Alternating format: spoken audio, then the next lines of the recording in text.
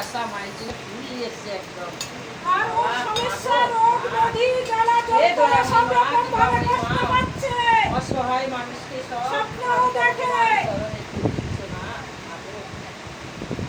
আর doctor দেখাচ্ছিস ঔষধ খাওয়াচ্ছিস ঠিক হচ্ছে না।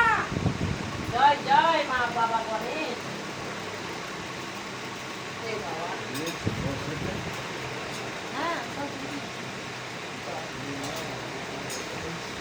আসতে হবে মন্দিরে বেটি।